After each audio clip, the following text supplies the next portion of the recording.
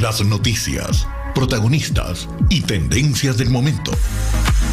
César Miguel Rondón, en Conexión Radio. La voz que cuenta la historia mientras ocurre. Muy buenos días. Son las 9:02 de la mañana. Ayer arrancamos con 1 minuto de adelanto, hoy con 2 de atraso. Es un problema de la computadora. Vamos a echarle la culpa a la computadora mejor. En este momento, a las 9:02 de la mañana de este martes 26 de septiembre, usted está en la sintonía de En Conexión Radio por Éxito 107.1 FM.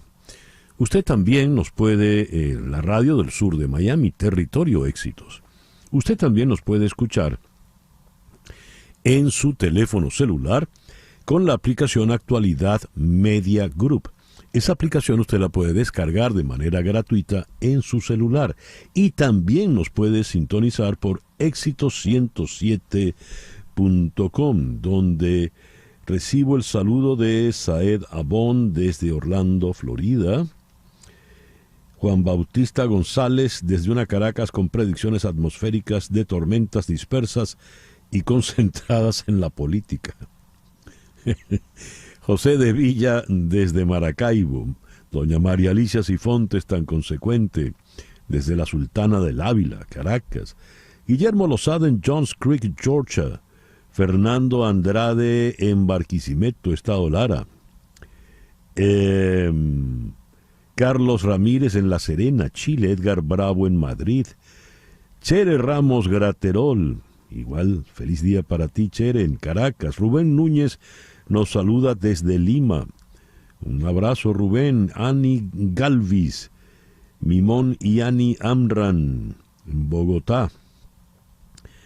Gracias pues a todos por reportar la sintonía de En Conexión Radio.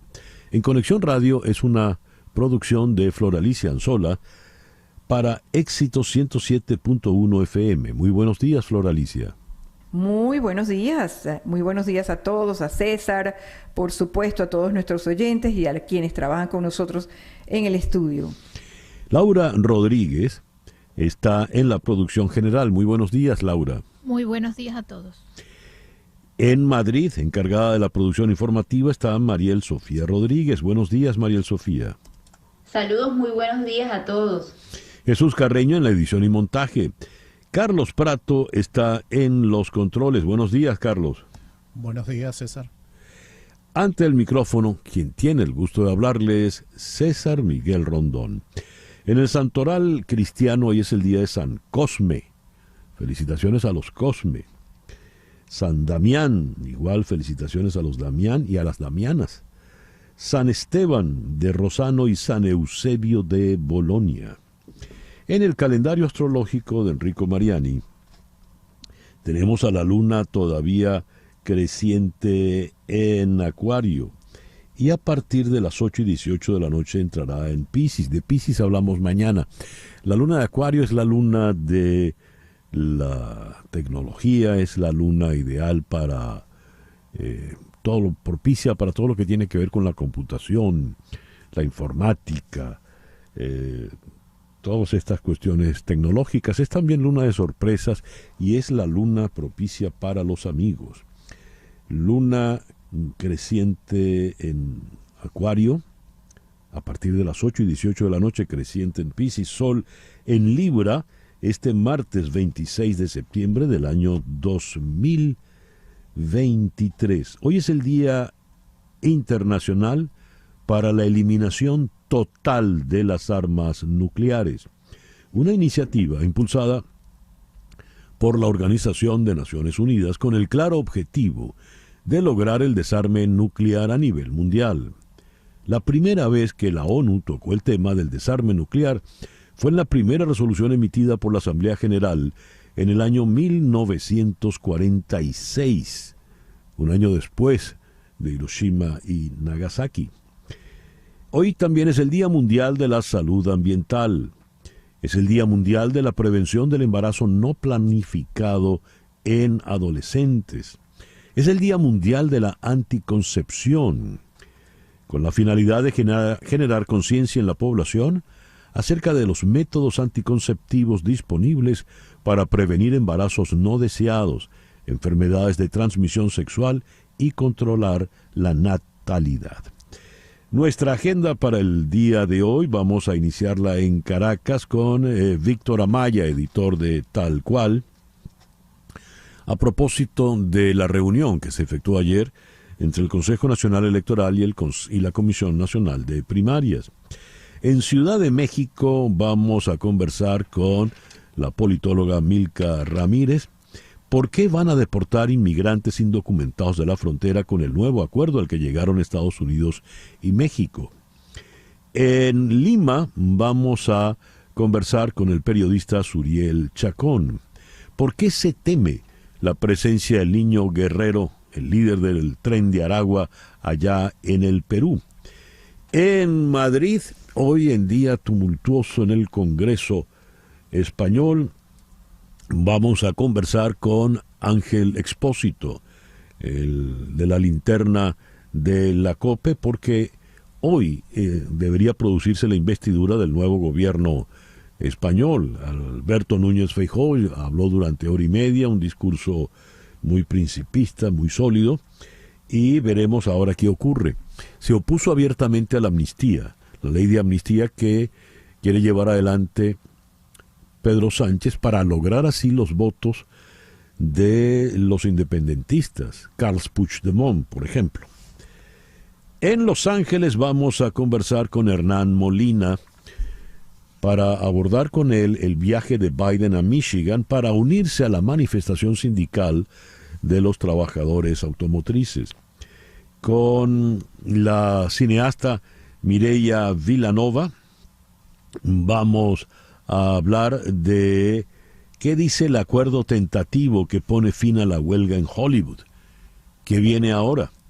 Y el foro de hoy lo vamos a dedicar al Día Internacional de las Personas Sordas. Según los datos de la Organización Mundial de la Salud, más del 5% de la población en el mundo padece de pérdida auditiva.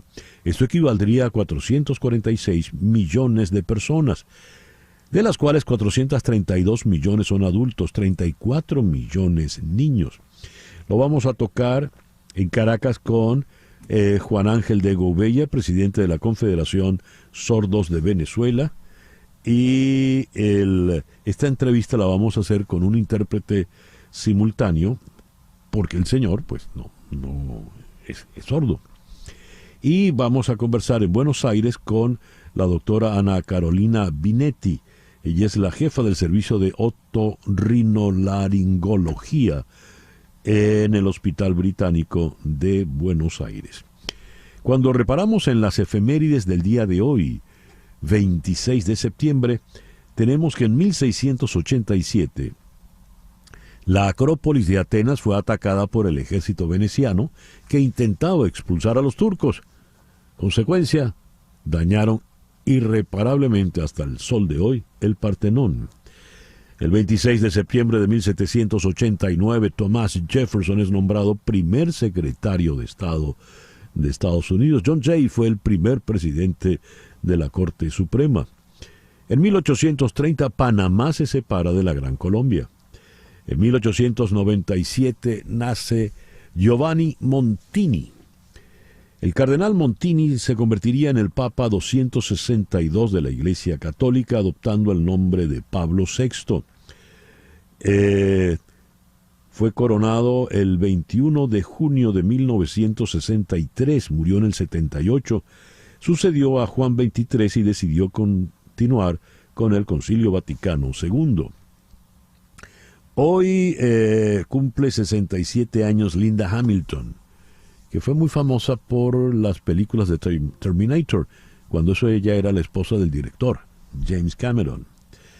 El 26 de septiembre de 1960, en Chicago, se llevó a cabo el primer debate televisado de la historia entre los aspirantes presidenciales Richard Nixon, por el Partido Republicano, y John Fitzgerald Kennedy, por el Partido Demócrata. En 1973, hace 50 años, el Concorde voló París-Nueva York. el primer avión supersónico de pasajeros. Cruzó el Atlántico en 3 horas y media.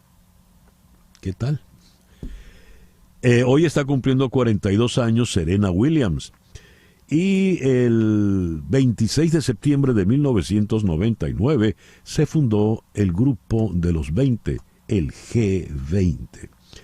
26 de septiembre de 1898 nace uno de los músicos más importantes de los Estados Unidos. El maravilloso comienzo de la Rapsodia en Azul. Cualquier cantidad de obras, un americano en París, más por supuesto la ópera Porgy and Bess, de donde viene Summertime, pero no la quites, por favor, Carlos. Falleció en 1937, 34 años apenas. Lo que hubiera hecho el señor Gershwin. El 26 de septiembre de 1937 murió la primera gran cantante de blues, Bessie Smith. El 26 de septiembre de 1994, en Villa de Cura, estado Aragua, Venezuela, nació uno de los grandes percusionistas, estelarísimo timbalero, en toda la región del Caribe y hasta Nueva York llegó su fama, Frank "El Pavo" Hernández.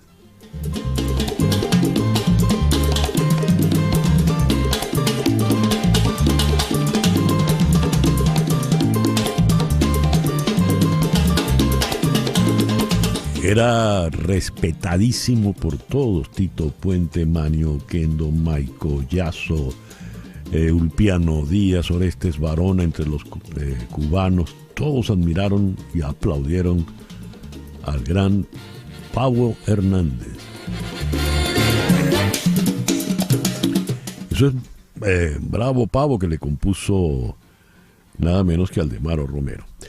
Son las 9:14 de la mañana y es el momento de hablar con Hani Martínez Ward. Hani, muy buenos días, ¿cómo estás? Muy buenos días, ¿cómo están? Estoy ahora en camino a la oficina porque ayer regresamos de Nueva York, en las oficinas de Nueva York, y hay un tráfico increíble para todos los que están en la carretera conmigo. El tráfico no se aguanta aquí y además muchos conductores que se meten en la fila sin usar las señales de tránsito y en un segundito uno se da cuenta que manejando aquí en Miami puede tener un accidente.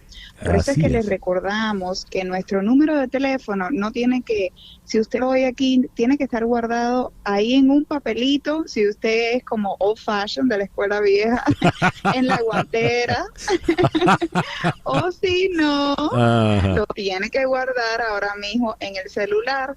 ¿Por qué? Porque en ese momento que usted tiene el accidente, no es el momento de decir cómo es que se llamaba la abogada, cuál era su número, a qué hago ahora. Ahí es donde se cometen los errores y las personas pierden las evidencias vitales para ganar el caso y para que el seguro acepte la culpabilidad lo más pronto posible. Así es. Ese teléfono que usted va a guardar, vamos a decir, según ciertas costumbres, si usted es old fashion, en el papelito. Se lo voy a decir despacio para que lo pueda anotar. 855. Escribe la palabra dolor 55. 855 dolor 55. Ahora, si es old fashion y no pone la palabra dolor, es 855-365-6755. Le repito, 855-365-6755. Hani, tal como estás comentando, hay mucho abusador manejando en Miami, no pone luz de cruces, se impacienta cuando hay tráfico en una autopista, se mueve de un lado a otro, y allí es donde vienen los inconvenientes. Si ahorita alguien tiene un accidente, ¿qué hace?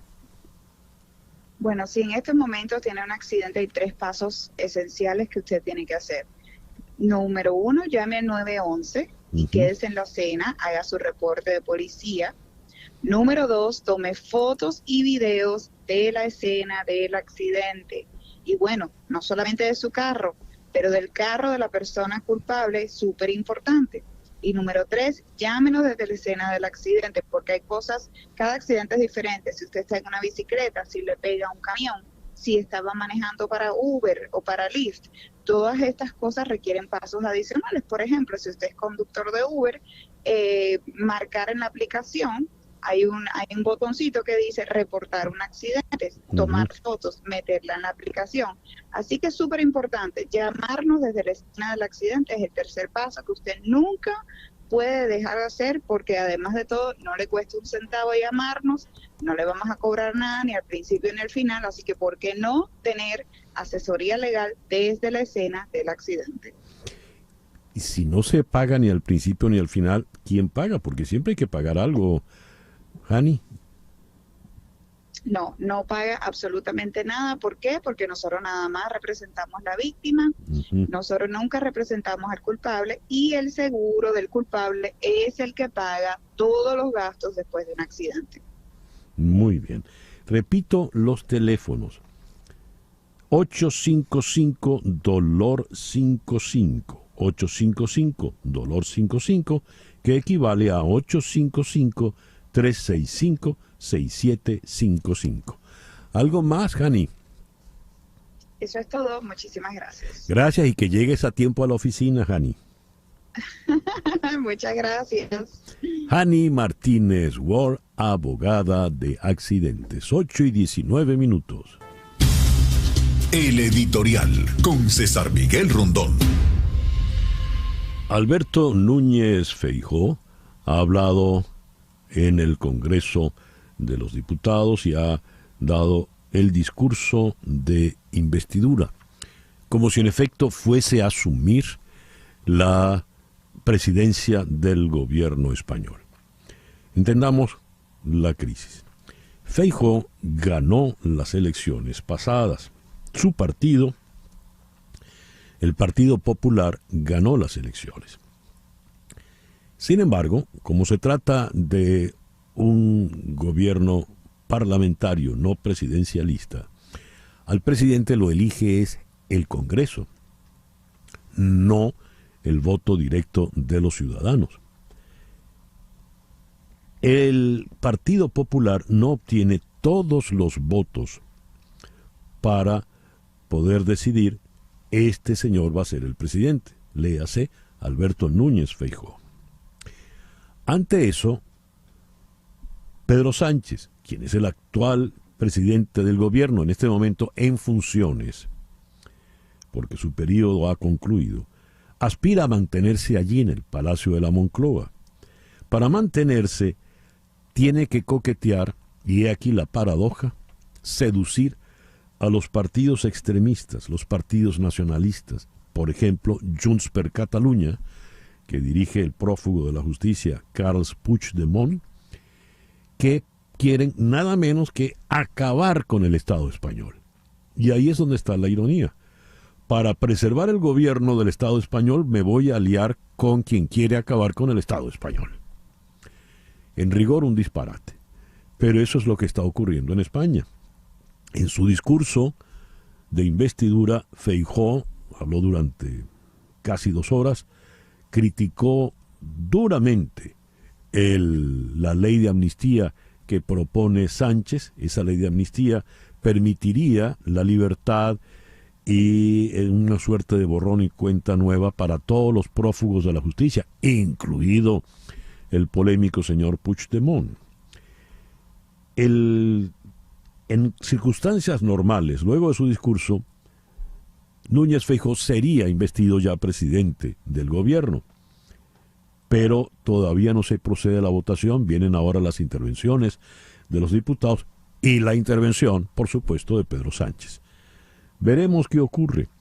Pero como había escrito el columnista Jean Maninat, parece mentira, la agresión, la voluntad de acabar con el Estado español no viene de Tlatelolco, no viene de Tenochtitlán, no viene de Machu Picchu, viene de Barcelona, España. Todo porque el socialista se mantenga en el poder. Veremos qué ocurre. 9:23 de la mañana, una pequeña pausa y ya regresamos en Conexión Radio por Éxito 107.1 FM en Miami. Una pausa y regresamos con César Miguel Rondón en Conexión Radio. Y ya son las 9:25. Noticias de Estados Unidos con César Miguel Rondón en Conexión Radio. El presidente Joe Biden viaja hoy a Michigan para unirse a la manifestación junto al sindicato United Auto Workers.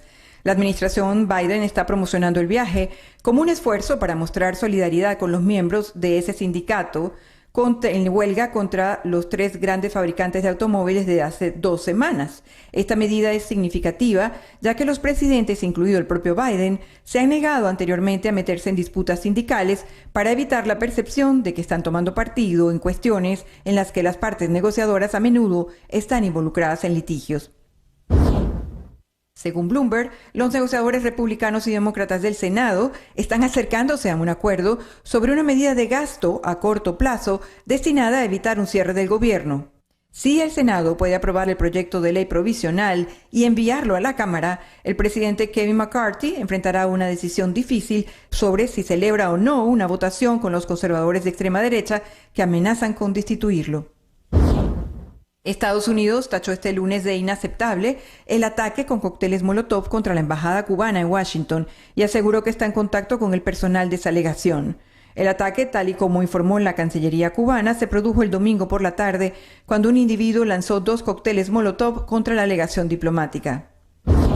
El segundo debate presidencial republicano de 2024 está programado para mañana miércoles a las 9 de la noche en el horario del este y el escenario se está reduciendo.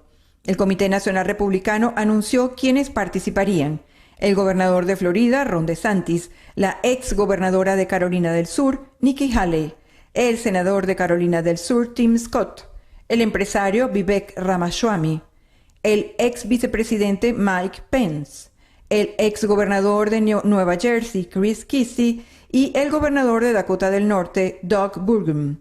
El ex gobernador de Arkansas, Asa Hutchinson, que apareció en el primer debate primario, no va a participar.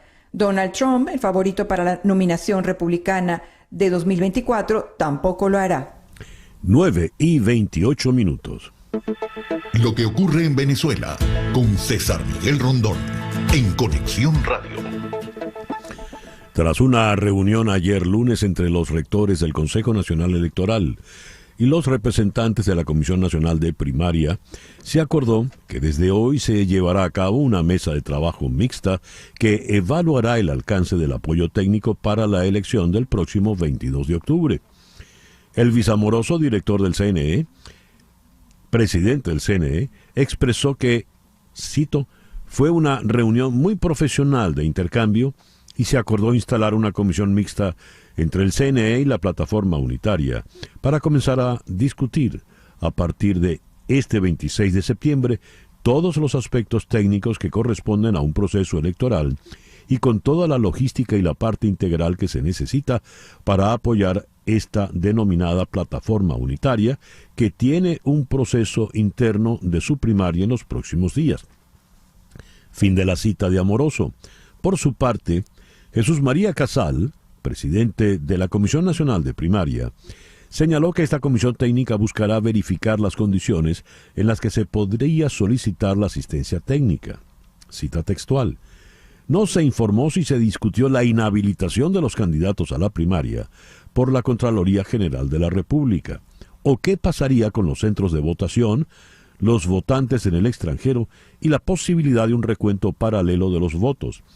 Todas estas peticiones iniciales que desde el pasado 5 de julio la Comisión Nacional de Primaria hizo al Consejo Nacional Electoral como parte de las condiciones para el apoyo técnico.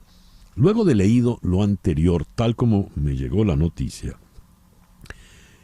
me quedan dudas. La reunión fue muy profesional, dice el señor Amoroso, pero no se discutió lo medular. ¿En qué quedaron realmente? Vamos a Caracas. En la línea telefónica está el editor de Tal Cual, el periodista Víctor Amaya. Víctor, muy buenos días. Gracias por atendernos.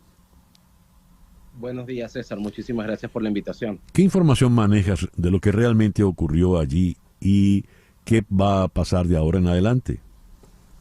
Bueno, allí pasaron varias cosas. La comisión de primaria, evidentemente, al principio quedó un poco fuera de base con esta decisión del CNE que ocurre varios meses después, 107 días después de que se produjera la solicitud en junio pasado. Y hubo consultas durante el fin de semana con los partidos políticos, con los candidatos de qué hacer.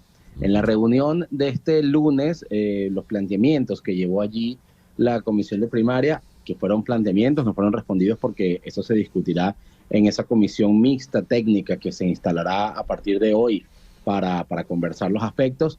La comisión de primaria llevó lo que ha sido el acuerdo entre los candidatos y los factores políticos, que es primero no mover la fecha, que la fecha se mantenga el 22 de octubre en la medida de lo posible.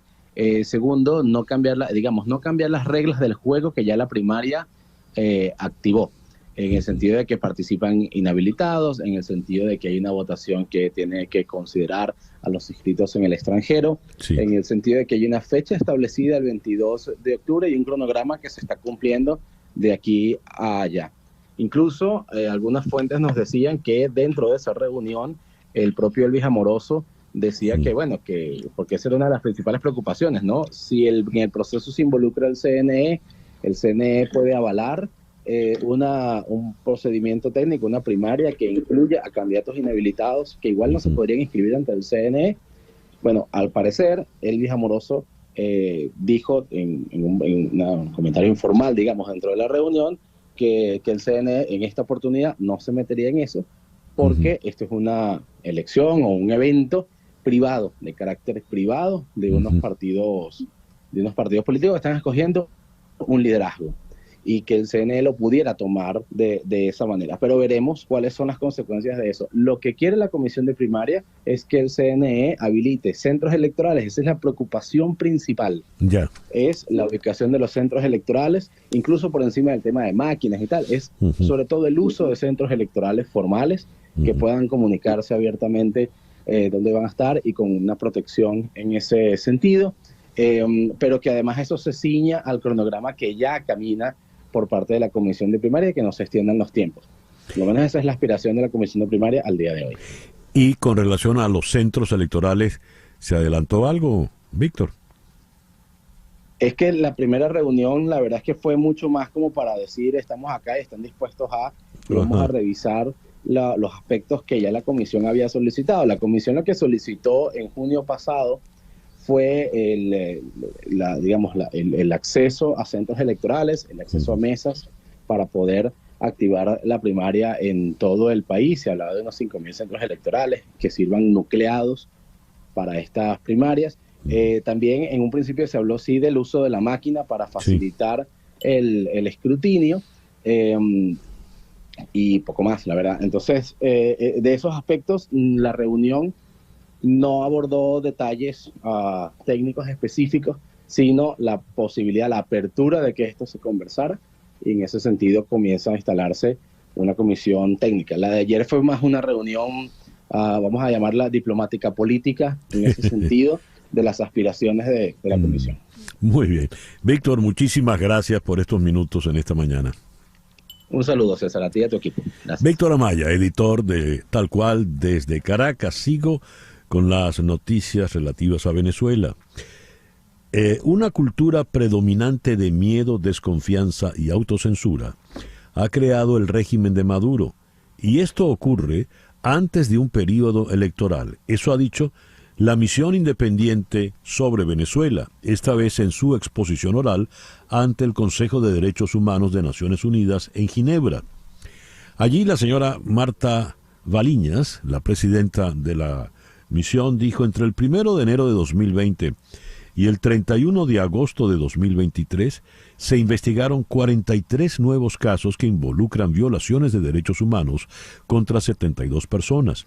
El desglose: al menos 5 privaciones arbitrarias de la vida atribuibles a autoridades estatales, 14 desapariciones forzadas de corta duración y 58 detenciones arbitrarias. La Dirección de Acciones Estratégicas y Tácticas, DAET, de la Policía Nacional Bolivariana, creada en julio de 2022, es la secuela que nadie pidió de las FAES, que en teoría fue eliminada en 2021. La misión denunció que tiene el mismo modus operandi. Ejecuta extrajudicialmente jóvenes en zonas populares. Además, su cadena de mando incluye a oficiales involucrados en graves violaciones de derechos humanos y, en algunos casos, crímenes de lesa humanidad. La misión también documentó 28 casos de tortura o tratos crueles, incluidos 19 casos de violencia sexual y de género contra hombres y mujeres. 9:35. Lo que pasa en Latinoamérica, en Conexión Radio. El presidente mexicano Andrés Manuel López Obrador prepara una propuesta regional para atender la crisis migratoria, por lo que se reunirá con cancilleres de 10 países con mayor éxodo de migrantes, según reveló este lunes el gobernador de Oaxaca, Salomón Jara, tras una reunión en el Palacio Nacional. La propuesta será presentada al presidente de Estados Unidos, Joe Biden, en noviembre, cuando está previsto que el mandatario mexicano se reúna con su homólogo estadounidense. El ministro peruano del Interior, Vicente Romero, anunció este lunes que su país ofrece $500,000, es decir, más de $120,000 al cambio de hoy, a quien entregue información sobre el cabecilla de la banda criminal internacional del Tren de Aragua, Héctor Guerrero, si ingresa al país tras su fuga de una cárcel en Venezuela.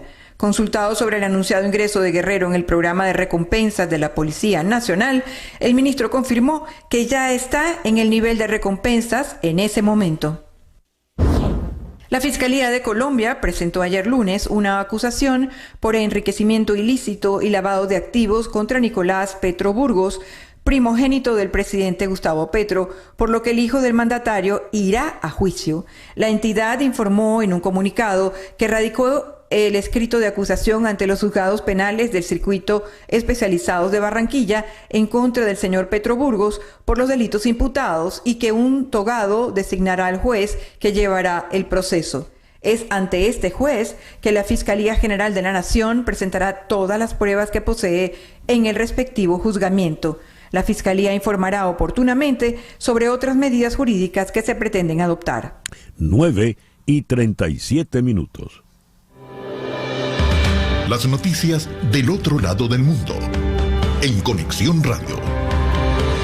Kiev, Rusia volvió a atacar anoche la región ucraniana de Odessa con drones kamikaze Shahed que alcanzaron infraestructuras en el puerto del Danubio de Ismail, junto a la frontera con Rumanía, en el que han resultado heridos 2 conductores y han sufrido daños varios almacenes, cerca de 30 camiones y 6 furgonetas.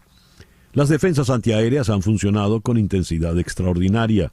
La mayoría de los drones han sido derribados, dijo el jefe de la administración militar de Odessa, Oleg Kiper, quien explicó que el ataque con aparatos no tripulados se prolongó durante 2 horas.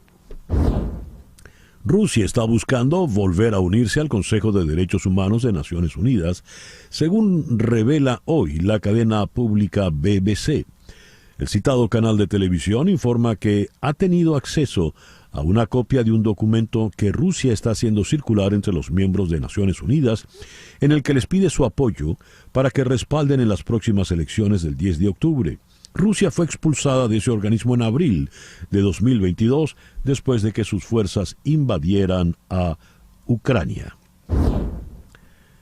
En el Reino Unido, la ministra del Interior, Suella Braverman, se mostró partidaria de adaptar a la era moderna la Convención sobre el Estatuto de los Refugiados de 1951, piedra angular de la estructura internacional de asilo, entre otras razones, porque considera que ser LGTBI o mujer no es motivo suficiente para solicitar protección en otro país. La ministra considera absurdo e insostenible un sistema en el que las personas puedan cruzar múltiples países seguros e incluso residir durante años en algunos de ellos, mientras eligen su destino predilecto para pedir asilo. El ministro de Exteriores de Italia, Antonio Tajani, y su homóloga francesa, Catherine Colonna, han reconocido en una reunión en París que la migración es un problema europeo y han conversado sobre la implementación del plan de la presidenta de la Comisión Europea, Ursula von der Leyen. La señora von der Leyen presentó el domingo, desde Lampedusa, un plan de acción para ayudar a Italia, que incluye, entre otras muchas medidas, acelerar las deportaciones de migrantes que no tengan derecho a asilo. Vietnam ha denunciado que la instalación por parte de China de 2 estaciones automáticas de identificación de embarcaciones en unas islas en disputa en el mar de la China Meridional son una violación de la soberanía de Vietnam y pidió que Pekín no repita acciones similares. El presidente surcoreano Yoon Suk-yeol advirtió a Corea del Norte que Seúl y Washington podrían poner fin a su régimen si utilizaba armas nucleares. En un discurso con motivo del 75º aniversario de la fundación del ejército de su país, Yoon también criticó a Pyongyang por su búsqueda de armas atómicas, diciendo que su pueblo estaba pagando el precio. 9:41 de la mañana, una pequeña pausa, y ya regresamos en Conexión Radio por Éxito 107.1 FM en Miami. En un momento regresamos con César Miguel Rondón en Conexión Radio por Éxitos 107.1 FM. Sintonizas a César Miguel Rondón en Conexión Radio por Éxitos 107.1 FM. Son las 9:44.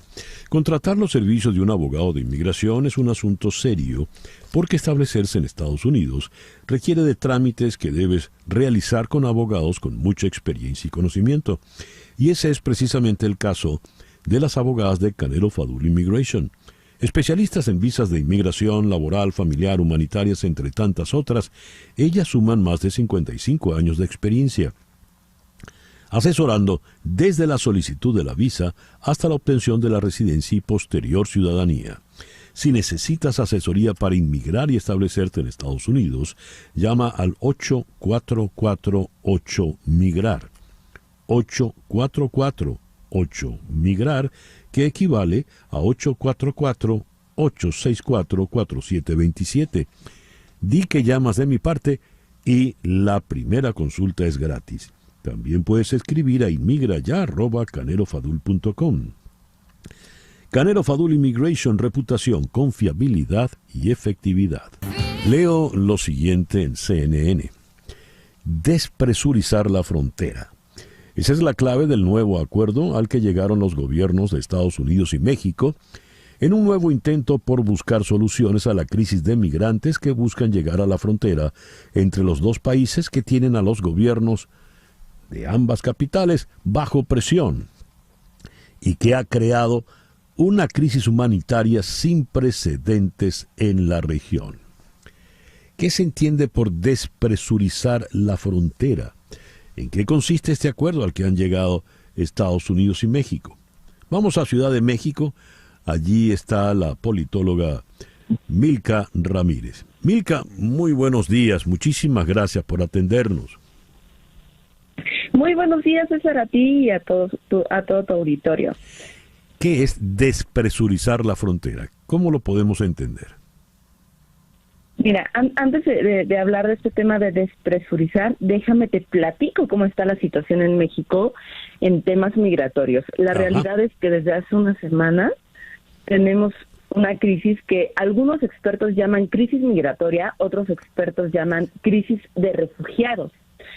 ¿Qué estamos viendo? Mira, yo tengo 32 años. En mis 32 años nunca había visto una situación migratoria como la que estoy viendo ahorita en México. Es decir, apenas la semana pasada tuvimos una crisis en la Comar de Chiapas, de Tapachula, Chiapas, en la que debido al gran número de migrantes se saturaron las oficinas, se vivió una aglomeración muy fuerte y se tuvo que cambiar la oficina de la Comar a otra parte de Chiapas, que es un espacio mucho más amplio, y aún así en su primer día tuvo miles y miles de migrantes.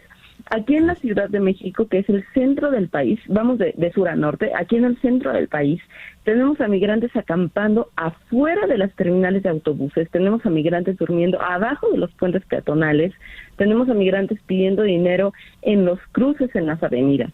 Y en el norte del país tenemos una crisis peor de la que siempre hemos tenido, ¿no? Esta situación fue tan fuerte que Ferromex tuvo que suspender 60 rutas porque los migrantes, que en mayoría son hondureños y venezolanos, se estaban subiendo a los trenes, estaban arriesgando sus vidas para poder llegar a Piedras Negras, Coahuila. Estos migrantes toman varias rutas, pero 3 son las principales y son recorridos muy peligrosos. Entonces, despresurizar la frontera se refiere un poco a eso, a decir, híjole, vamos a darle un respiro a la frontera porque estamos viviendo una situación de crisis. Y es tan fuerte, César, que tenemos entre 8,000 y 10,000 detenciones al día de migrantes en México.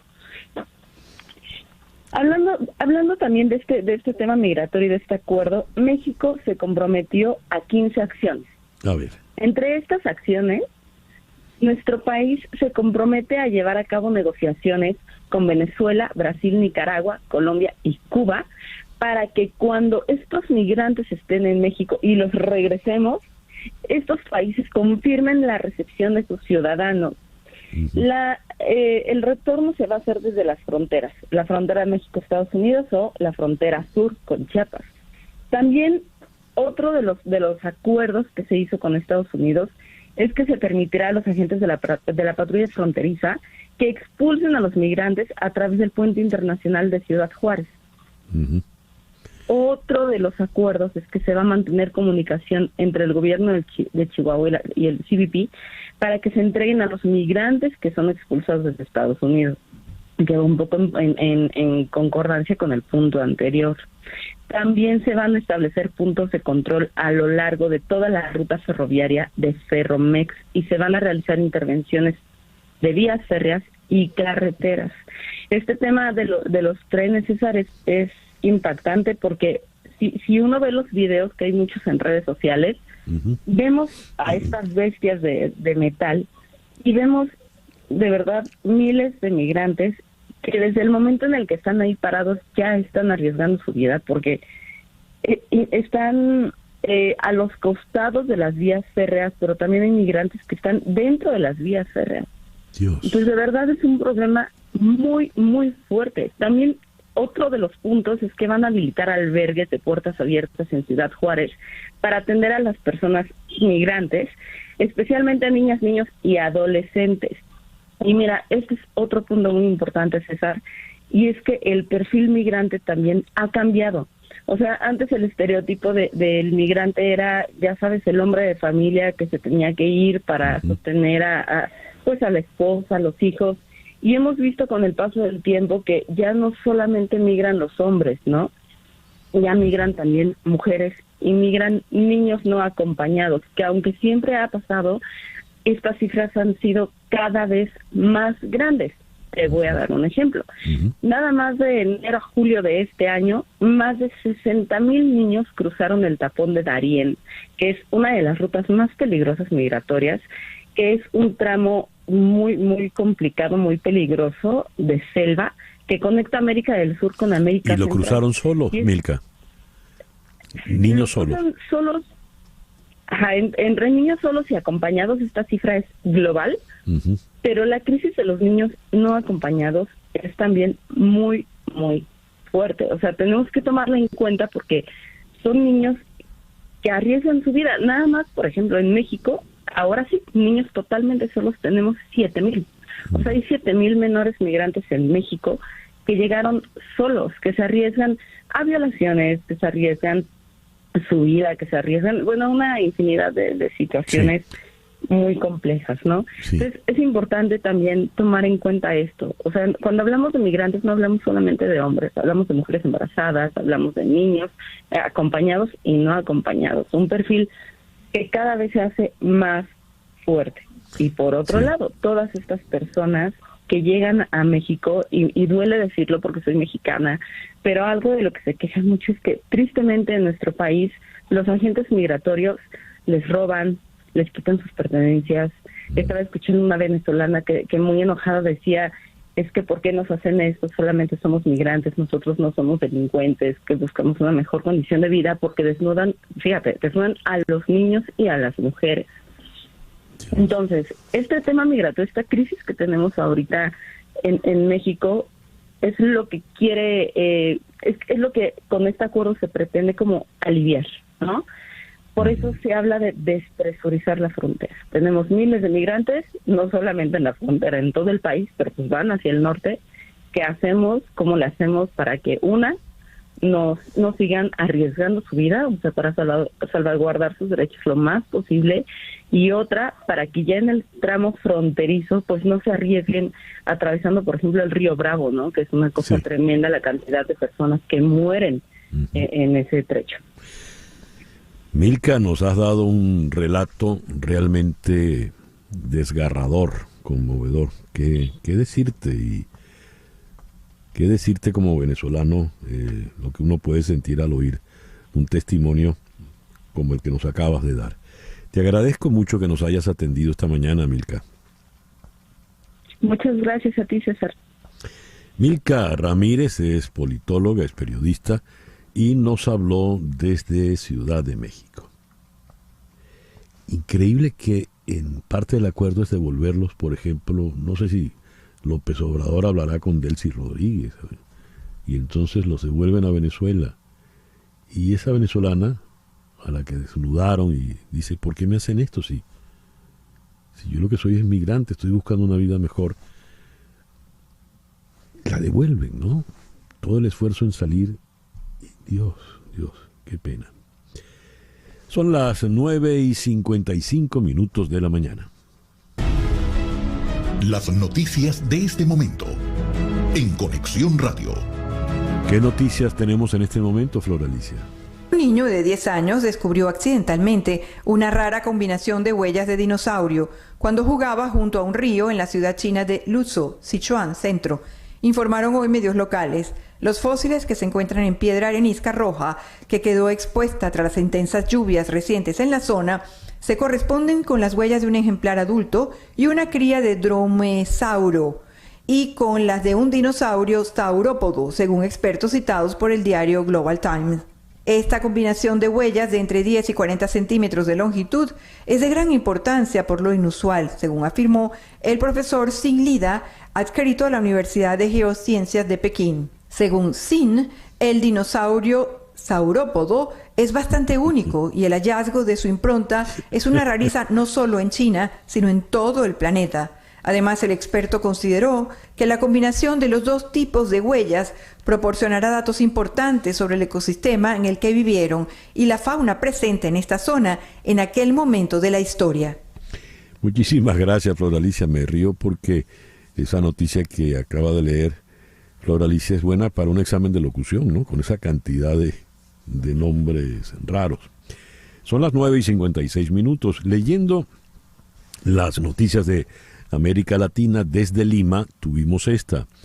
El ministro peruano del Interior, Vicente Romero, anunció que su país ofrece $500,000, unos $120,000 aproximadamente, a quien entregue información sobre el cabecilla de la banda criminal internacional Tren de Aragua. Héctor Guerrero, alias el Niño Guerrero, se ingresa al Perú tras su fuga de una cárcel en Venezuela. ¿Por qué el gobierno peruano sospecha que el Niño Guerrero pueda estar en Perú? Vamos hasta la ciudad de Lima, donde en la línea telefónica está Suriel Chacón. Suriel, muy buenos días, gracias por atendernos. Buenos días, un placer, César Miguel Rondón, un placer, estimado colega, a sus servicios. ¿Por qué el gobierno del Perú sospecha que el Niño Guerrero puede estar allí, el líder del Tren de Aragua? Es muy importante precisar eso porque el Tren de Aragua ahora mismo posee una gran red criminal transnacional en el Perú. En los 3 países donde tiene presencia esta organización es Colombia, Perú y Chile. Sin embargo, según las estadísticas, Perú prácticamente se ha convertido en la nueva sede principal del Tren de Aragua en América Latina, estimado César. ¿En qué consiste eso? ¿En qué se traduce eso en la práctica, en la realidad, Suriel? Según Migraciones, actualmente hay 2.5 millones de venezolanos en el país Sin embargo, las estadísticas de la Policía Nacional del Perú indican que hay aproximadamente 44 organizaciones o organizaciones subalternas al Tren de Aragua, a comparación de Chile, que solamente hay 8 y en Colombia hay 11. De tal manera que aquí tienen un mercado muy grande y es importante también precisar porque el Perú ahora mismo es el primer país en el mundo como exportador de cocaína. Uh-huh. Las acciones, cuando se pide esta recompensa, se ofrece esta recompensa, ¿qué está esperando el gobierno del Perú? ¿Qué adelanta además de hacer la oferta? Actualmente, por ejemplo, tenemos a un preso muy importante que se llama Héctor Prieto Materano, conocido como Mamut, uno de los líderes importantes del Tren de Aragua, de tal manera que el mercado criminal en el Perú, si cabe el término, ha quedado sin cabeza, acéfalo. Está llegando el niño guerrero al país, a Perú, con el objeto de suplir ese rol que cumplía en el mundo del AMPA, Prieto Materano. El Perú busca conseguir la cabeza, entre comillas, de este delincuente denominado el niño guerrero, que recientemente ha huido de una institución penitenciaria en Venezuela, porque está tratando de reducir un poquito esa mala imagen que ha tenido, porque en el Perú, no nos olvidemos, que es un país sumamente débil en temas de políticas migratorias, y asimismo, desde el punto de vista de los especialistas, pues la organización criminal habría doblegado algunos flancos de la institución policial. ¿Qué quieres decir con doblegó flancos de la institución policial? Mire, por ejemplo, actualmente grandes distritos, importantes ciudades en Lima, Perú, ya se han puesto en alerta roja, están en zona y en estado de emergencia. De 11 de la noche a 6 de la mañana no pueden salir las personas porque ya prácticamente el Tren de Aragua ha doblegado las fuerzas, es decir, los ha vencido. Ya hay policías fallecidos, están poniendo dinamitas en discotecas, están utilizando material de guerra, arsenal de guerra contra las Fuerzas Armadas, contra la sociedad civil. Entonces, al ver esa situación, están tratando de hacer un poco de actividades coordinadas con el ejército peruano. El ejército peruano también en las próximas horas ya va a salir a combatir a este crimen organizado, estimado César. Suriel, muchísimas gracias por estos minutos en el programa de hoy. A ti, muchas gracias. Suriel Chacón nos habló desde la ciudad de Lima. Antes de ir al corte, tengo acá esta información que nos llega desde Madrid. El líder del PSOE y presidente en funciones del gobierno español, Pedro Sánchez, ha optado por un golpe de efecto para mostrar su rechazo al intento de investidura de Alberto Núñez Feijóo, que ha calificado de pérdida de tiempo. En vez de salir Sánchez a contestar a Feijóo, como era esperable, y como había hecho en 2016 Mariano Rajoy, en circunstancias similares, con la investidura fallida del propio Sánchez, el líder del PSOE ha enviado a Óscar Puente, exalcalde de Valladolid. Puente es especialmente simbólico porque le pasa lo mismo que a Feijóo. Fue el más votado, pero no gobernará. Esto lo he leído en la página de El País de Madrid. 10:02 de la mañana, una pequeña pausa y ya regresamos en Conexión Radio por Éxito 107.1 FM en Miami. Continuamos en breve con César Miguel Rondón en Conexión Radio por Éxitos 107.1 FM. Día Internacional de las Personas Sordas. Según datos que presenta la Organización Mundial de la Salud, más del 5% de la población en el mundo padece de pérdida auditiva. Esto equivaldría a 466 millones de personas, de las cuales 432 millones son adultos y 34 millones niños. El 60% de todos los casos de sordera que existen en la actualidad se podían haber prevenido si se hubiesen diagnosticado a tiempo. ¿Qué avances médicos y tecnológicos se han logrado en estos últimos años y qué ocurre con las políticas de inclusión en el mundo? Ese es nuestro tema para el foro de hoy. Hemos invitado a Juan Ángel de Gouveia. Juan Ángel es el presidente de la Confederación de Sordos de Venezuela, Consorven, y presidente de la RIADIS. La RIADIS es la Red Latinoamericana de Organizaciones de Personas con Discapacidad y sus familias. José Ángel nos va a atender a través de su intérprete Eni Corro. José Ángel, muy buenos días. Muchísimas gracias por sumarte a nuestro programa en el día de hoy. Ajá. Eni, estás en mute. A ver. Hola, muy buenos días. Saludos para ustedes. Muy contento de estar con ustedes en la entrevista y por supuesto que muy honrado. Muchísimas gracias. Por estar contigo, César. Muchísimas gracias. Les recuerdo, José Ángel de Gouveia habla a través de su intérprete Eni Corro. Y en la ciudad de Buenos Aires, para tocar el tema desde el punto de vista médico, de los avances médicos, tenemos a la doctora Ana Carolina Binetti. La doctora Binetti es la jefe del servicio de otorrinolaringología del Hospital Británico allá en Buenos Aires. Ana Carolina, muy buenos días. Muchísimas gracias por atendernos, doctora. Hola, buenos días. Gracias a ustedes por comunicarse conmigo. Muy bien. A ver, ¿qué es técnicamente la sordera? Le pregunto a la doctora Binetti. Médicamente hablando. Bueno, para nosotros son grados de hipoacusia, o sea, de pérdida de audición. Ahí voy a activar el video. Grados de pérdida de audición, exacto, que en la comunidad general se le llama sordera cuando la pérdida es severa o profunda. Médicamente nosotros solo denominamos sordera súbita cuando es una pérdida total de audición que ocurre repentinamente en menos de 3 días. En uno de los oídos, puede ser en los dos, pero es más raro, en general es en uno. Pero nuestro nombre médico es hipoacusia. Y entonces tenemos hipoacusias de distintos grados, hipoacusias leves, moderadas, severas y profundas.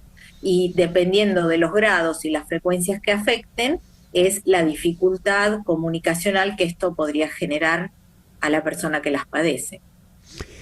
Una hipoacusia repentina puede ser por, como vemos en las películas, el estallido de una bomba cercana, por ejemplo.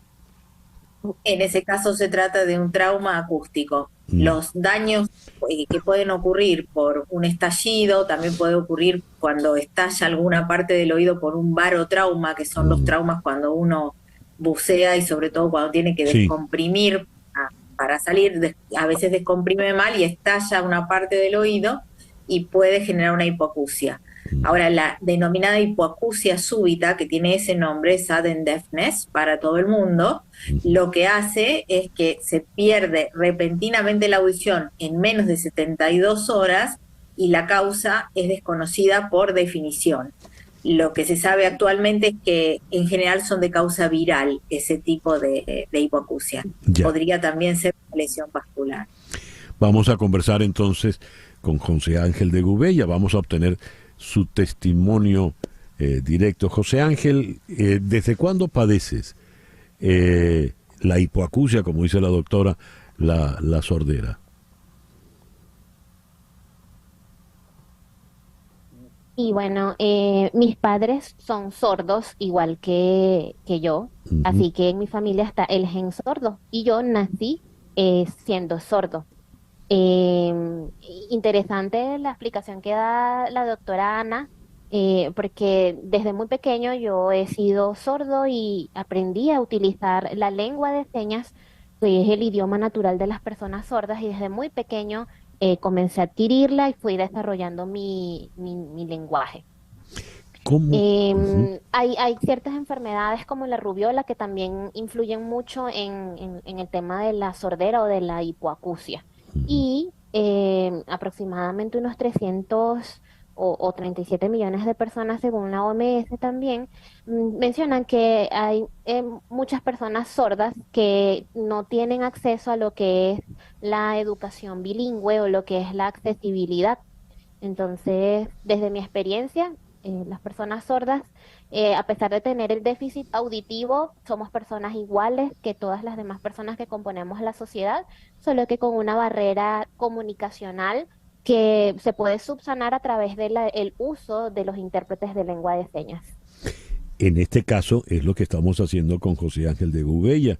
Ustedes escuchan la voz de Eni Corro, quien es su intérprete, y los que estén viéndonos en el internet podrán ver a José Ángel, que habla por señas, y en este momento Eni, por señas también, le está traduciendo a José Ángel lo que yo estoy diciendo.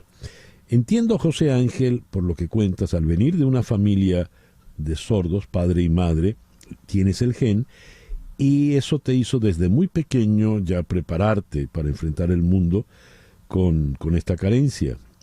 Pero es privilegio, quiero decir, porque desde muy joven, lo dices, aprendiste a ser bilingüe con la lengua de señas. Pero has comentado de una inmensa cantidad de personas, sobre todo en la América Latina, que no tienen acceso a este conocimiento ni a los diversos instrumentos auditivos. ¿Cómo hacen? ¿Cómo es la vida de estas personas? ¿En qué situación se encuentran? Te lo pregunto en tanto presidente de RIADIS, Red Latinoamericana de Organizaciones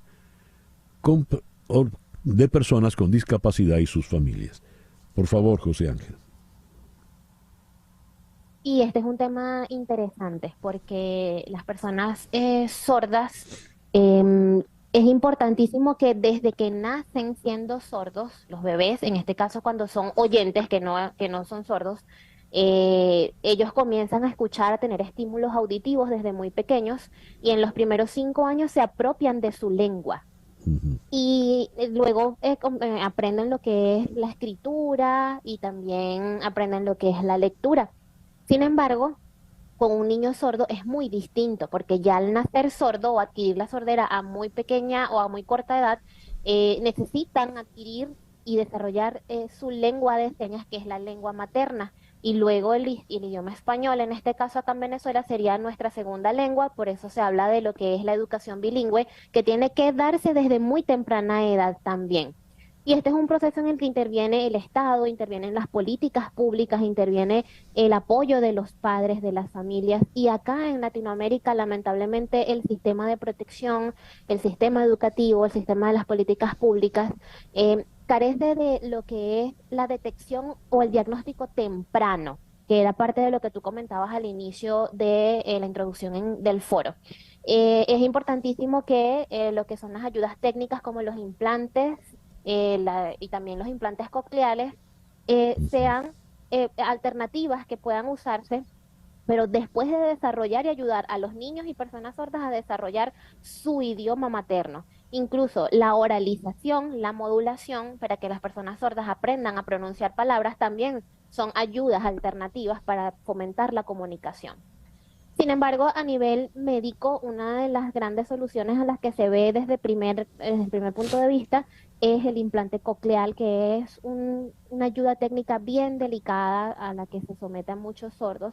Sin embargo, existen muchas otras alternativas que son tan buenas como y por supuesto la educación bilingüe, que debe también darse desde temprana edad, de acuerdo a sus requerimientos o a los requerimientos de todas las personas sordas, porque como bien lo explica la doctora Ana, no todos los niveles de sordera son los mismos, y eso hace que la capacidad lingüística de todas las personas sordas tampoco sea la misma.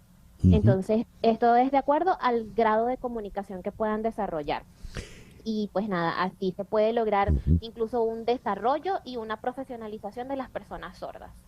Bien, ya que plantea lo del implante coclear, ¿qué es este implante? Le pregunto a la doctora Binetti.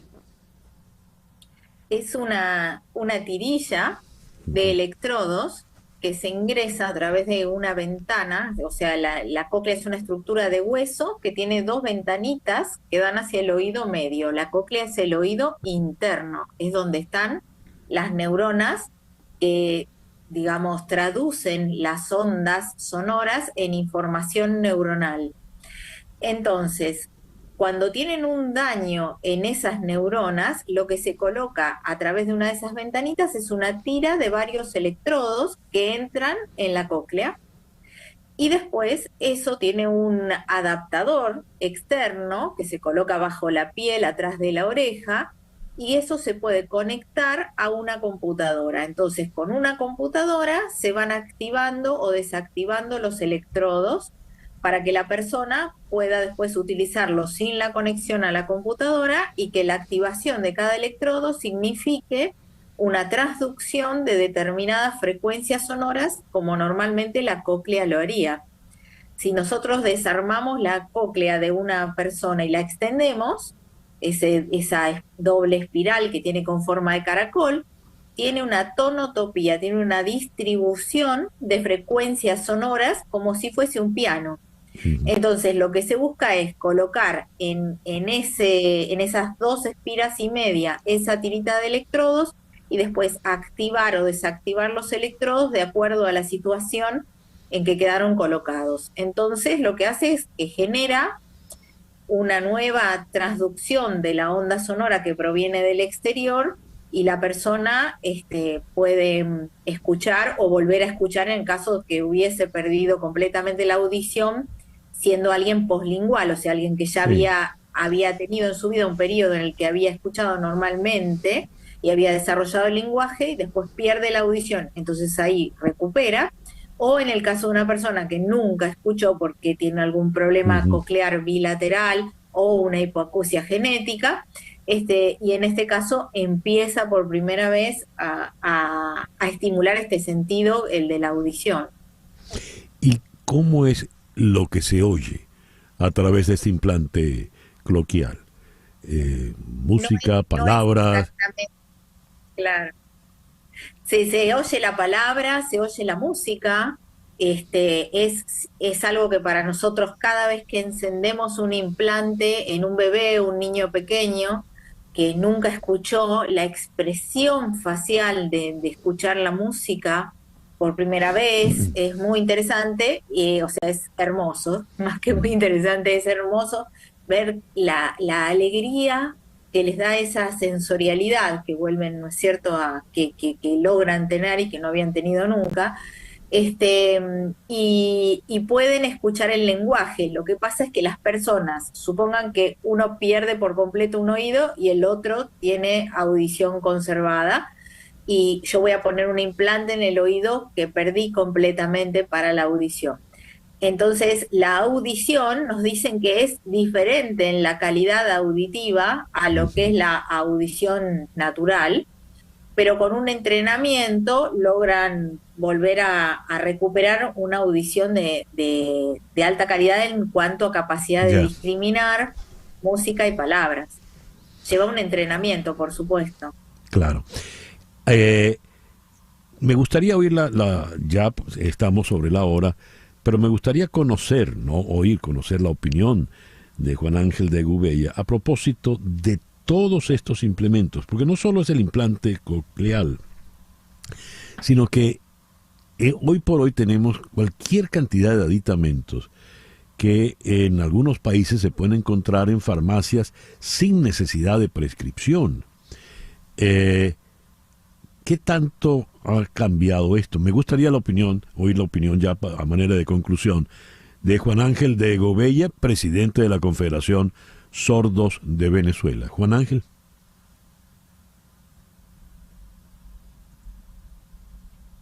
Y con respecto a este tema de las ayudas técnicas, como mencionaba anteriormente, muchos padres inclusive y familiares piensan que el implante coclear es una de las mejores soluciones para las personas sordas.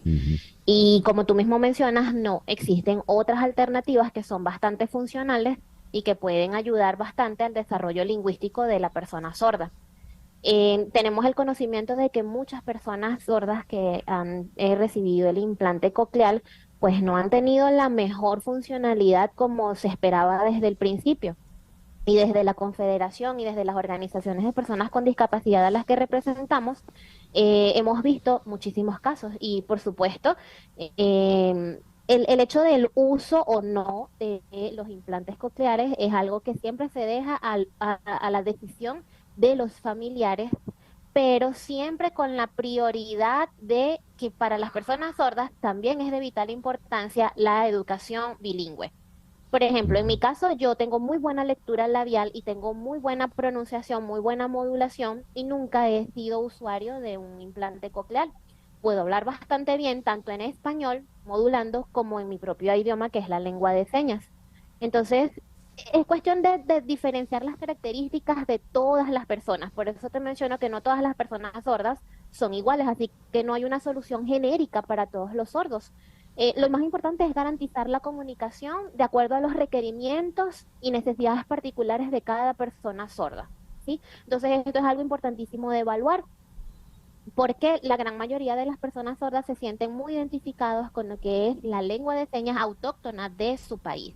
Y es importante que el Estado le brinde a los familiares de todas las personas sordas políticas públicas, programas de inclusión, de formación en el que se les dé la oportunidad a todos de aprender cuáles son las distintas alternativas que tenemos.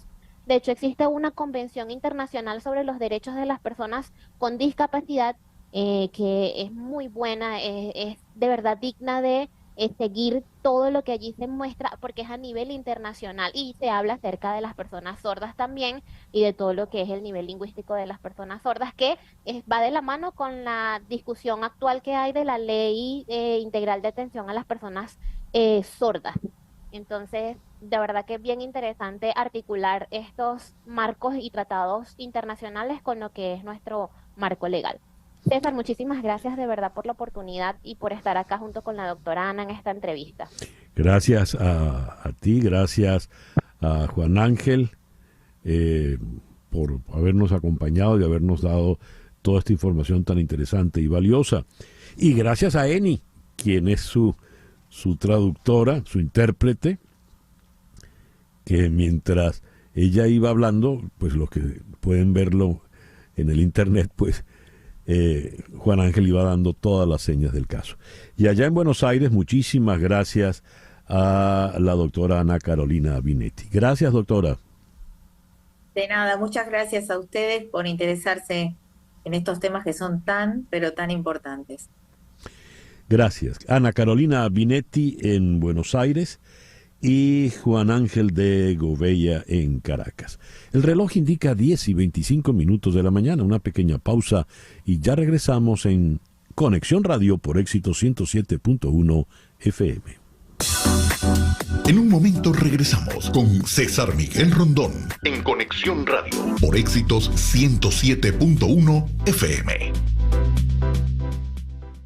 A lo largo del programa le dedicamos el editorial de hoy y hemos estado tratando de actualizar lo que está ocurriendo en este momento en el Congreso de los Diputados allá en Madrid, en la jornada extraña, estrambótica, absurda, condenable, criticable, en fin, llueven los adjetivos no precisamente positivos de lo que está aconteciendo allá en España. Lo último que les había leído era que Sánchez decidió no responder el discurso de investidura de Núñez Feijóo y en su lugar mandó a Óscar Puente, el exalcalde de Valladolid, quien le trató de presidente a presidente. Puente ganó, pero no puede gobernar, lo que le ocurre a Feijóo. Ha habido gritos de: señor Sánchez, usted me pedía 6 debates durante la campaña parlamentaria y ahora no es capaz ni de hacer el segundo. Cobarde, le gritan desde la bancada popular a Pedro Sánchez. Vamos directamente a Madrid mejor, y allí tenemos una voz por demás autorizada para ponernos al tanto de lo que acontece. El buen amigo Ángel Expósito de la Linterna de la COPE. Ángel, muy buenos días, muy buenas tardes por allá. Muchísimas gracias por atendernos. Para nada. Buenas tardes, aquí en Madrid y buenos días en Miami. ¿Cómo estás? ¿Qué está pasando en este momento en Madrid, Ángel? Mira, don Ramón María del Valle Inclán, el escritor de la generación del 98, inauguró, estrenó, ideó un género literario teatral que se llamaba el esperpento. Sí. Es algo así como el teatro del absurdo de Pirandello y de los italianos, pero llevado a la caricatura. Bueno, pues salvando la distancia, hablando de cosas serias, es algo parecido. Ha habido esperpentos en la vida política occidental muchísimos. O sea, el esperpento hasta lo dramático, la toma del Capitolio. El esperpento Boris Johnson en el Reino Unido, por ejemplo. Sí. Bueno, pues nuestro esperpento es una sesión de investidura como la de hoy, César. ¿Qué ha acontecido? Por fin, Feijóo dio un discurso largo, muy principista, y después Sánchez, que se suponía debía responderle, no lo hace. Sí. Mira, por la secuencia de los hechos, Feijóo tenía que comparecer, el candidato del Partido Conservador, para entendernos, tenía que comparecer y presentarse en la investidura porque así lo pide la Constitución y se lo pide el rey. Punto. Aunque sepa que no tiene los escaños suficientes, pero es por puro reglamento y por pura lógica parlamentaria. El discurso ha sido muy bueno, mejor de lo que yo podía esperar, te lo puedo asegurar. Ha sido muy constructivo, ha sido con un tono educado, nada grandilocuente ni insultón, como es él, un tipo centrado y moderado. A partir de su discurso de investidura, que no va a ninguna parte, porque no va a salir presidente del gobierno, le toca el primer turno al segundo partido en las elecciones, que es el Partido Socialista, con Pedro Sánchez, presidente en funciones, al frente. Y Pedro Sánchez no ha salido. Y no ha salido el número 2, ni la número 3, ni la vicepresidenta. No. Ha salido un diputado, que es Óscar Puente, que fue antiguo alcalde de Valladolid. Es algo así como si en la sesión de investidura de Joe Biden, en vez de salir el portavoz del Partido Republicano, sacan a quien fuera gobernador de Minneapolis. ¿Por qué? Pues porque sí, ya no es gobernador de Minneapolis y le han metido en la Cámara de Representantes.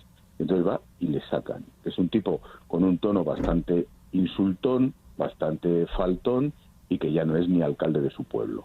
Por lo tanto, lo que ha hecho Sánchez, lo que está haciendo ahora mismo es despreciar absolutamente la mínima cortesía, la mínima institución al Parlamento y, por supuesto, al candidato Feijóo.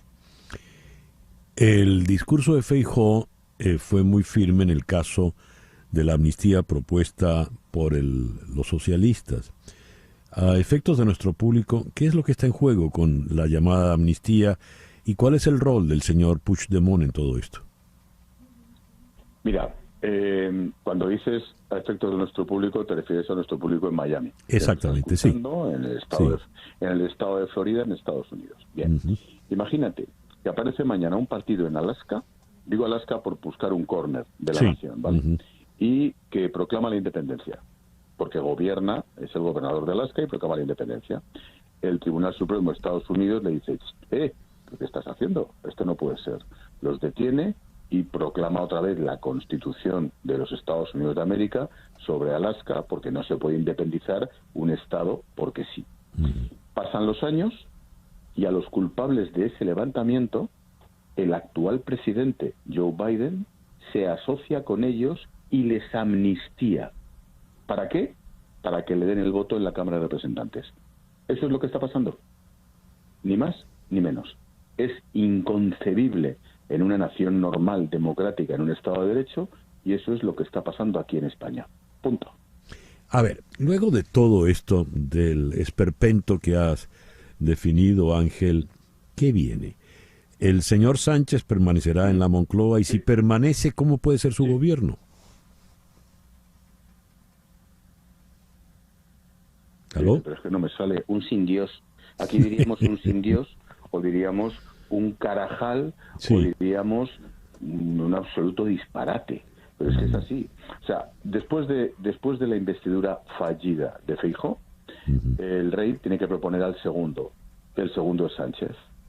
Sánchez, que perdió las elecciones, pero suma con el conjunto de la Cámara, saldrá elegido presidente del gobierno. Su gobierno, con la ultraizquierda, pues será un gobierno como el anterior, surrealista, gobernará como pueda, con el apoyo parlamentario de los independentistas de Alaska, para entendernos en este caso, de Cataluña y del País Vasco. Y será un gobierno cogido con alfileres, que se puede romper en cualquier momento, pero le da igual, él seguirá en el poder. ¿Y qué va a ocurrir con este señor Puigdemont? Bueno, pues Puigdemont, recordemos, no es que esté condenado y esté en prisión y haya que amnistiarle o indultarle. No. Puigdemont se escapó. Imagínate que el golpista de la independencia de Alaska se escapa y se refugia en México DF. Y México no lo entrega. Y de repente coge el gobierno de Estados Unidos y dice, venga, no te preocupes, te doy la amnistía y ya puedes volver. Claro, para el resto de estadounidenses que cumplen la ley, las normas de tráfico, con el Ministerio de Hacienda y con la Fiscalidad, y que cumplen, claro, dirían, pero vamos a ver, pero ¿qué? Si este tío se ha escapado. Bueno, pues él se escapó. ¿Qué va a pasar con él? Pues todo pinta que van a buscar una fórmula u otra para efectivamente amnistiarle y perdonarle antes de ser juzgado, que ya es el colmo. Bueno, pues es capaz Pedro Sánchez de hacerlo, sí. Una última pregunta, Ángel, muy personal. Como español, ¿cómo te sientes? Mal, porque la desafección de la calle, y yo me considero un tipo de la calle, antes que periodista, y padre de familia y pagador de impuestos, me siento mal, porque me parece que están alejando la política de la realidad. Están alejando las cuestiones importantes y centrándonos en una política absolutamente cutre, ultra y barrio bajera. Y yo quiero que mi país sea uno de los grandes países del mundo por historia y porque estamos en Europa, y cada vez lo somos menos. Así que me siento mal, sinceramente. Bueno, recibe un fuerte abrazo de nuestra parte, Ángel. Venga, otro para vosotros. Gracias. Cuídate, César. Ángel Expósito es el conductor de La Linterna de la COPE, el programa más popular allá en España, el programa político más popular. Nos habló desde Madrid, y de Madrid vamos ahora a la ciudad de Los Ángeles, donde en la línea telefónica está el analista Hernán Molina. Hernán, muy buenos días, gracias por atendernos. Por supuesto, siempre un gusto estar contigo. Buenos días, César Miguel. Hernán, el presidente Biden viaja a Michigan, a Detroit, para unirse al reclamo de los trabajadores automotrices, el sindicato United Auto Workers, en su pleito que tienen con las empresas fabricantes. ¿Qué representa esta jugada, esta movida del presidente Biden? Bueno, es una reafirmación de la marca registrada de Biden, porque no te olvides que él siempre se ha mostrado muy afín, muy cercano a los sindicatos, a los trabajadores sindicalizados. Su padre viene de ahí, él supuestamente también viene de ahí, siempre habla de sus orígenes muy humildes, de una empresa, de una familia trabajadora en Pensilvania, ¿no? Entonces, yo creo que es reafirmar sus raíces, pero también lo hace por una necesidad política, porque necesita mantener a la tropa alineada, y sobre todo una tropa que se siente en un momento económico difícil, se siente abandonada a sus propios problemas. Entonces obviamente necesita mantener a la base para que no se disperse. Y el problema también yo creo que tiene en este momento Biden no es solo el tema económico, sino que los independientes, las nuevas encuestas muestran que no están muy conformes con la performance de Biden en general. Entonces, ¿cómo hace Biden para remontar esta campaña muy temprana igualmente, con la presencia de Trump en las noticias y como uno de los muy posibles candidatos del Partido Republicano, donde Trump aparentemente estaría empatado hoy día con Biden? Entonces, obviamente, la gestión le pesa a Biden porque no puede mostrar mejores noticias económicas, a pesar de que las noticias económicas no son malas, pero la gente no las está percibiendo de esa manera. A ver, se supone que mañana va Trump a Michigan. Entiende uno que será exactamente lo contrario, irá a visitar a los fabricantes. No, no creo que sea necesariamente a visitar los visitantes. No te olvides que Michigan fue uno de los 4 estados que le dio la presidencia en su momento, estados que eran considerados partes de lo que se llamaba la pared azul, ¿no? Entonces, él va a hablarle a esa misma gente que en su momento se sintió defraudada, tanto por los demócratas como por los republicanos globalistas, internacionalistas, que apoyaban la apertura económica. Él está hablando de eso, él está hablando cada vez de cerrarnos más, de representar a esta clase de gente olvidada, un poco el 99% contra el 1%, siendo que él está básicamente financiado y apoyado por ese 1%, porque la rebaja impositiva del 2017 no fue más que un agradecimiento a ese 1% o menos, el 0.5% que le ha dado la posibilidad financieramente, ¿no? Lo ha financiado para que sea presidente y después les devolvió el favor, ¿no? O sea, no, yo creo que les va a hablar la misma gente que no confía en Biden, gente que no confía en los demócratas para hacer las cosas mejores y que está también alineado en este mensaje de cerrarnos, de no tener confianza en el resto del mundo, de pensar que el Estado está en contra de él, en contra de las reformas que él quiere llevar adelante y que quiso llevar adelante en su momento. No te ves que él siempre habla de vaciar el lago, ¿no? De vaciar el lago sería, ¿no? Entonces, eso es todo una cuestión que, bueno, a él le ha dado rédito político y creo que le sigue dando rédito político. Ya que estamos en un escenario electoral y unos ganan y otros pierden, ¿quién saldrá con la mejor parte de estas visitas a Michigan, Hernán? Mira, los dos tienen cosas para cosechar ahí, obviamente. En todos esos estados hay gente que apoya al Partido Demócrata y otros que apoyan el mensaje de Trump, no necesariamente al Partido Republicano, porque ¿qué es lo que quedó del Partido Republicano? Uno se pregunta, ¿no? Yo creo que los dos se van a beneficiar. El tema de hoy día para Trump es todas estas causas legales que todavía la gente no se ha enterado de todo lo que va a salir a relucir en los juicios, sobre todo. Y yo creo que para algunos votantes, y esto lo vengo repitiendo hace un tiempo, sobre todo los votantes independientes, les va a dejar un gusto muy amargo en la boca y vamos a caer de vuelta en lo mismo. ¿A quién vas a votar? Va a ser la pregunta. Y la gente va a decir, voy a votar a Biden porque no podría votar a Trump. Y eso yo creo que se va a repetir como se repitió en el 2020. ¿Por qué? Porque la mayoría de la gente que votó, o una gran parte del electorado que votó a Biden no era el candidato favorito, pero era la única opción que tenían, a pensar como pensaban ellos, ¿no? Hernán, muchas gracias por atendernos en la mañana de hoy. Por supuesto, siempre un gusto estar contigo, César Miguel. Muy buenos días. Buenos días. Hernán Molina, desde la ciudad de Los Ángeles, 10:43 de la mañana. Una pequeña pausa y ya regresamos en Conexión Radio por Éxito 107.1 FM en Miami.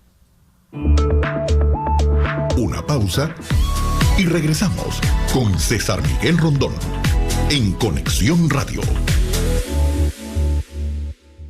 Se llegó a un acuerdo en Hollywood, de manera que regresamos a la ciudad de Los Ángeles para conversar con Mireya Vilanova, buena amiga ya del programa, miembro de la Academia BAFTA, productora, directora, en fin, conoce el monstruo por dentro, como dirían los cubanos.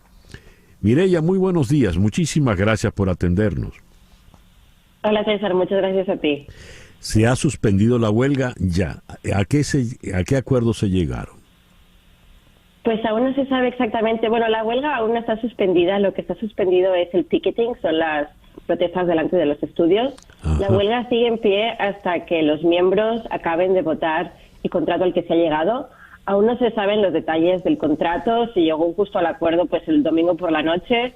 Pues los siguientes pasos básicamente es que ahora se tiene que codificar este acuerdo. Una vez el acuerdo esté codificado, seguramente hoy el Negotiating Committee de WGA va a votar para ver si lo pasan luego al Board y al Council. Una vez ellos voten para ver si aceptan que el resto de los miembros ratifiquen el acuerdo. Entonces se pasará a los miembros y en ese momento será cuando se hagan públicos los puntos exactos de el detalle de las negociaciones. Lo que sí que sabemos, porque es lo que salió en la nota de prensa que mandó el sindicato de guionistas, es que este acuerdo es excepcionalmente bueno, lo cual da muchísimas esperanzas, porque la gente se ha pasado pues más de 140 días en huelga y yo creo que no dirían que es excepcionalmente bueno si realmente no lo fuera. Estos días en huelga, ¿de qué manera afectaron a la industria a nivel de producción y de qué manera esto se puede reparar? Es decir, para decirlo a lo Proust, ¿cómo recuperar el tiempo perdido? Pues básicamente todo se ha parado, porque no solamente están los guionistas en huelga, sino que los actores también están en huelga, y de hecho los actores siguen en huelga, entonces realmente todo no va a volver a la normalidad hasta que esa huelga no acabe. Lo único que sí, que si ahora pues si ya se ha llegado al acuerdo, si los miembros ya pueden votar el acuerdo pues a finales de esta semana o la semana que viene, y los guionistas pueden volver a trabajar, esto supone primero de que pues hay algunos shows que se pueden hacer mucho más rápido, que van a poder empezar a salir pues ya la segunda semana de octubre, como serían pues todos los late night shows o los daytime talk shows, y para lo que serían pues series, seguramente todos los procedurals, los CSIs, los 911, seguramente podrán empezar a salir capítulos nuevos más o menos en marzo, siempre y cuando pues los actores puedan conseguir su acuerdo lo antes posible. Pero si se empieza a rodar, pues si se vuelve a escribir ahora mismo, si se empieza a rodar en más o menos por Acción de Gracias, en febrero o en marzo se pueden tener episodios nuevos. Ya.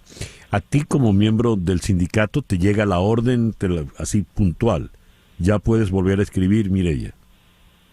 Sí, exactamente. Ahora mismo lo que se dijo es, se ha llegado a un acuerdo, pero aún no se puede volver a trabajar.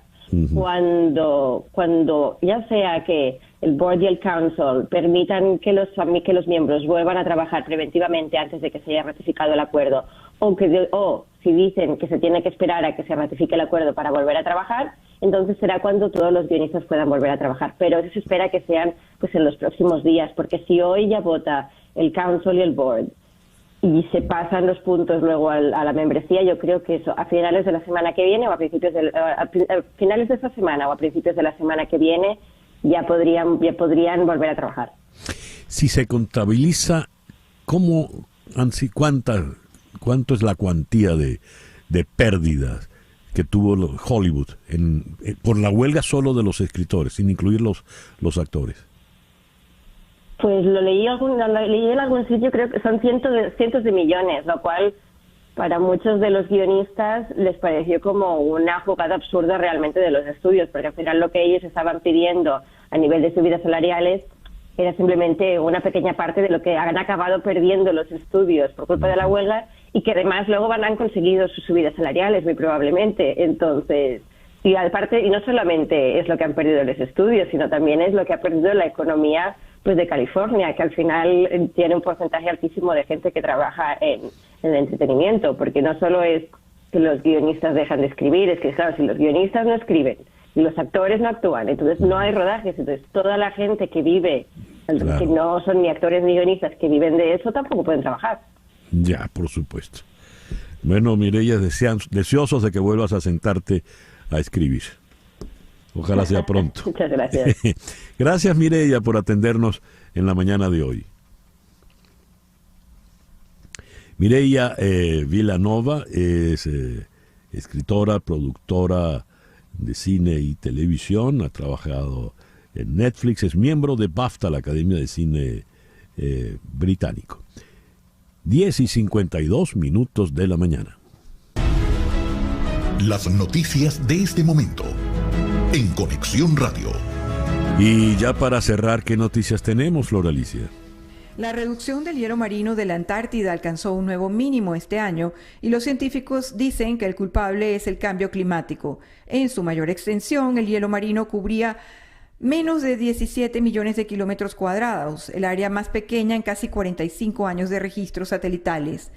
Puede ser el comienzo de un declive a largo plazo que podría exacerbar los efectos del calentamiento global, ya que menos hielo significa menos luz solar reflejada hacia el espacio, mientras que el impacto de una mayor parte de la costa queda expuesta a las olas del océano, impacto que aún no está claro. Muchísimas gracias, Flor Alicia. Y me entero, porque nos lo hace saber nuestro oyente Edgar Bravo desde Madrid, nos escribe que ayer lunes 25 se fue David McCallum. David McCallum, mi generación lo recuerda muy bien porque era Ilya Kuryakin, el compañero de Mr. Sol, una serie de televisión, The Man from U.N.C.L.E., Cipoll. Él era británico, había nacido en el año 33, es decir, falleció a los 90. Acababa de cumplir 90 años el 19 de septiembre y falleció en la ciudad de Nueva York. El reloj indica 10:54 de la mañana. En Conexión Radio fue una producción de Flor Alicia Anzola para Éxito 107.1 FM, con Laura Rodríguez en la producción general, Mariel Sofía Rodríguez en la producción informativa, Jesús Carreño en edición y montaje, Carlos Prato en los controles y ante el micrófono, quien tuvo el gusto de hablarles, César Miguel Rondón.